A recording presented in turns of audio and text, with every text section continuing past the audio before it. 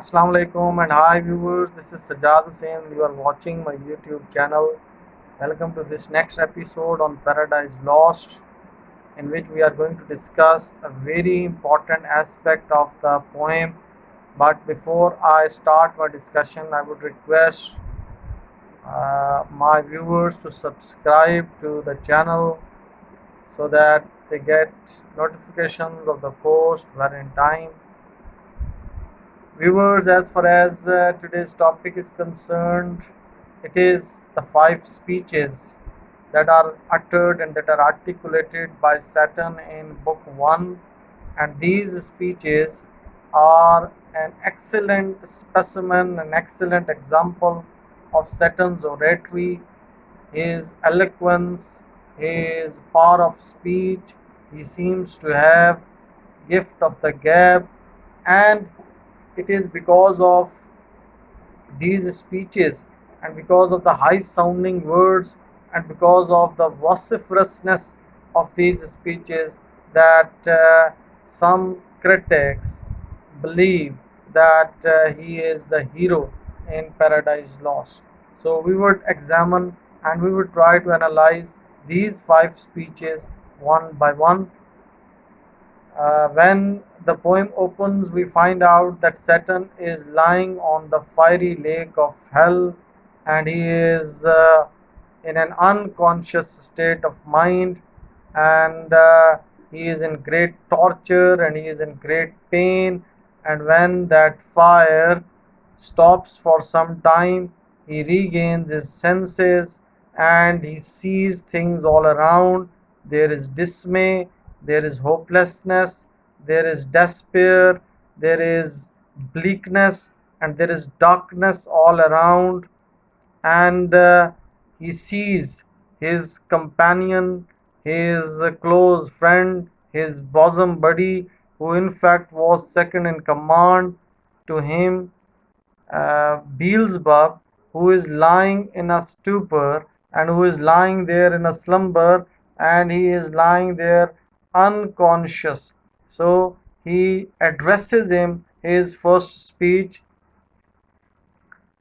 and he mentions that he fought a war against God, and he has been badly repulsed and badly defeated in this war, but his stamina, his energy, his commitment, all these are very much intact. He is not going to give up, he is not going to surrender, he is not going to lose heart. He will fight on and he will continue his struggle, and this shows his commitment and this shows his steadfastness. This shows that he is not going to be cowed down, or he is not going to be influenced by this penal fire and this punishment of hell. And he very openly asserts, what though the field be lost, all is not lost. He is of the view that he has immortal hate, he has never ending hate, and he has steadfastness, and he has courage never to submit or yield. And with all these qualities that he has, he is not going to face and he is not going to accept defeat, rather he would fight on. And this is what he instills in Beelzebub, and this is how he tries to motivate him, and he tries to encourage him, and he tries to stimulate his dwindling and subsiding morale. In the next speech, the second speech is in response to Beelzebub's dejection and sadness and remorse. Beelzebub believes that they have to live in hell, and this means that they will have to live in eternal damnation, eternal condemnation, and they will not be able to get out of this turmoil. They will not be able to get out of this punishment and persecution that is fated to them. And Satan is quite shocked to hear these words from his closest companion, and he berates him and he chides him and he snubs him and he takes him to task, and he tries to remind him that to be weak is miserable. He is of the view that they are going to fight an eternal war, and this war is going to be based on evil intentions. He openly claims that his aim is not to do good but ever to do ill is their sole delight, and they are going to plan a strategy so that they can execute all their intentions and all their thoughts and plans. And he asks Beelzebub to gather and summon all the lost angels, all the fallen angels, to a plane that is situated in the vicinity of hell. He is of the view that for the time being, that hellish fire, that fire of punishment, has receded. It has been abated for some time. Therefore, they must take advantage of this opportunity and gather and assemble all the lost angels and discuss their future strategy. This is what suggests that he is an opportunist, and this is what suggests that he is the one who knows how to make the most of the situation, and he is the one who is prone to evil. His job is, and his task is, and in fact his plan is not to do good but ever to do ill. So this is what makes him an embodiment of evil. This is what makes him someone who is evil incarnate, and this is what suggests that all his plans and all his efforts are towards a negative cause, an evil cause, and this is how he loses support of the readers. In the first speech, when he comes up with ideas that he is not going to submit or yield, and he is determined and he is focused, the readers are quite impressed by his high sounding ambitions. But when he exposes his evil designs and he shares his evil intentions, the readers have some serious doubts and reservations as to the genuineness and as to the authenticity of Saturn's heroism. Okay, in the next speech, that is on that plane, that is on that field situated in the vicinity of hell, Saturn at first reviews the situation, he surveys the place, and he asks himself, is this the region that they have chosen to repose and to rest? And he is not sure whether rest would come to them. And at the same time, he bids farewell to happy fields, the fields of heaven, the fields of paradise. He believes that these happy fields and these plains of heaven and these gardens of heaven are the place where joy forever dwells, where joy forever lives. But at the same time, he shows his resilience and he shows his commitment once again. He is of the view that it's better to reign in hell than serve in heaven, and he believes that it is the mind where heaven or hell really exists. If a person is happy, is content, even hell turns out to be heaven for him. And this is what makes his courage indomitable, and this is what makes his determination unconquerable. And Saturn is quite right. And now these are quite proverbial lines when he says, "To rule is worth ambition, though in hell, and mind has its own power, and itself can make a heaven of hell, a hell of heaven." And here we are reminded of a line by Coleridge in which he says, "Life is but thought." So it is our temperament, it is our attitude, it is our response towards different happenings and towards different situations and incidents and events of life, which either make life a hell or heaven. So Saturn seems to be quite optimistic in this speech. And then it is decided that they would build a pandemonium, a conference hall, a parliament hall, where all the fallen angels would get together and they would discuss important details and they would discuss important strategy. They know that they have to revive their position and they are very clear about it.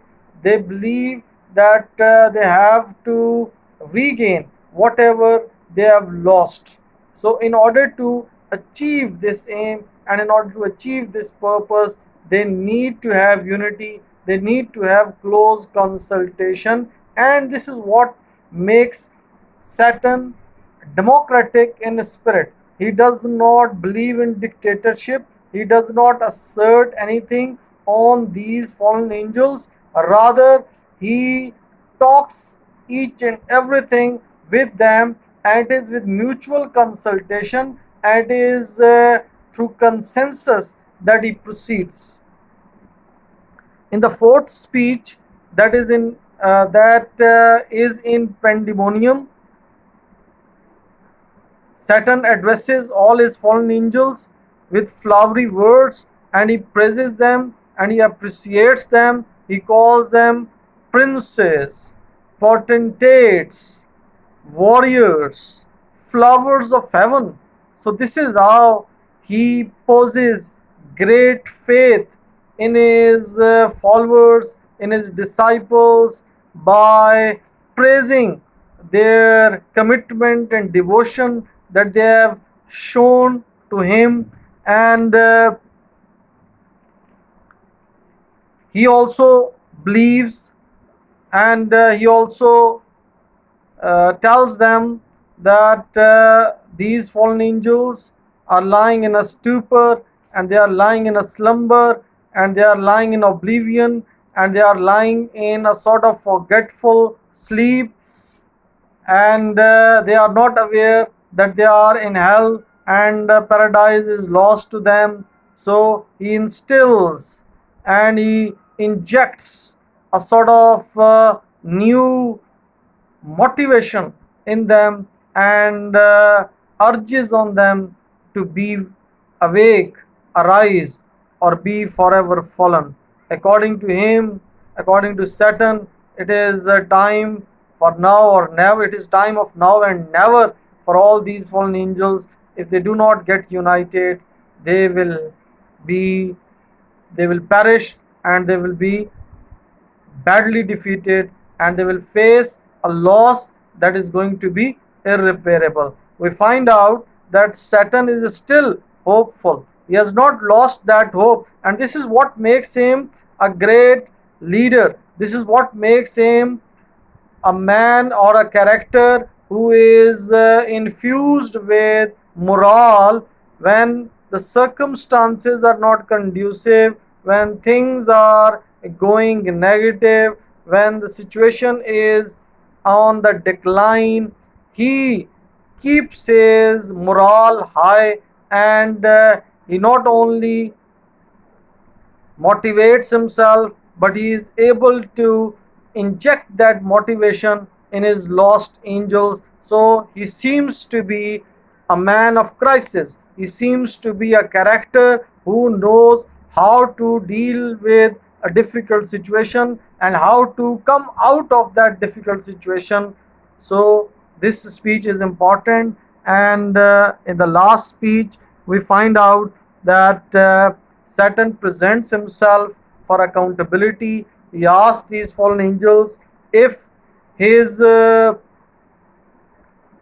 miscalculation or misjudgment has brought about their downfall.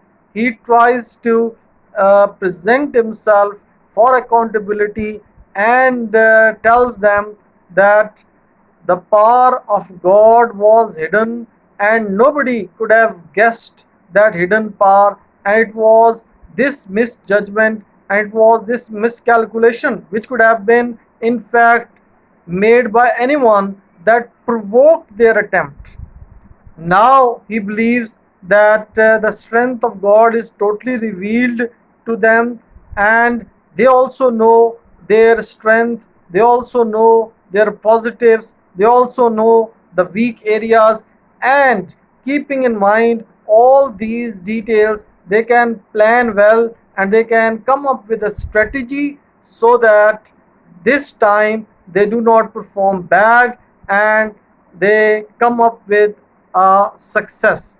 And once again, he reminds these fallen angels that their intention is to work in close design, by fraud or guile. Now, this is the strategy that they are going to adopt. They have to fight in the open, they have to fight a guerrilla war against God. Now in the open war they have been badly crushed, so they believe that they are going to fight a proxy war, and this war is going to be either fought through guile or deception or fraud, or they are very much hopeful that they would succeed in this effort that they are going to launch. And this is how book 1 comes to an end. And if we find out and if we analyze these 5 speeches by Satan, we come to know that his eloquence of speech is matchless, his determination is there, steadfastness is there, optimism is there, and his leadership qualities are very much there. His belief in democracy is also there, and he knows how to perform best when circumstances are not favorable or conducive, and it is because of these reasons that Saturn, to some critics, seems to be a hero in Paradise Lost. However, this is only one side of the topic, and this is only one side of his personality. We will discuss in the next video that this heroism shown by Saturn is fake, it is sham, it is pseudo heroism. In fact, he is a villain, an utter villain, and this is how he proves himself to be as the poem progresses. Viewers, I hope today's discussion on these 5 speeches by Saturn is fruitful for you. Thank you very much. Keep following, keep watching. Allah Hafiz.